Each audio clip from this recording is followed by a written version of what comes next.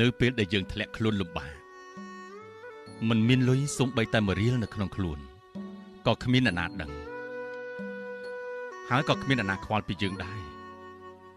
សូម្បីតែមនុស្សដែលយើងគិតថាយើងស្រឡាញ់ក៏គេអាចនឹងបាត់ស្រមោលពីយើងក៏ថាបាននៅសល់តែខ្លួនយើងទេដែលត្រូវខំមាត់សង្កត់ចិត្តអត់ធ្មត់ហើយប្រឹងងើបតស៊ូជាមួយនឹងការពិតត្រូវស្ពាយទាំងក្តីសង្ឃឹមនិងទឹកភ្នែកទុកម្នាក់ឯងព្រោះបើយើងទន់ជ្រាយវាអាចនឹងសាហាវជាងអ្វីដែលយើងគិតទៅទៀតដូច្នេះនៅពេលដែលអ្នកមានលុយកុំចាយវាខ្ជះខ្ជាយត្រូវចេះស្គាល់ពាក្យថាសន្សំនិងដាក់គោលដៅជីវិតព្រោះគ្មានអ្នកណាជួយយើងបានល្អក្រៅពីខ្លួនយើងនោះទេ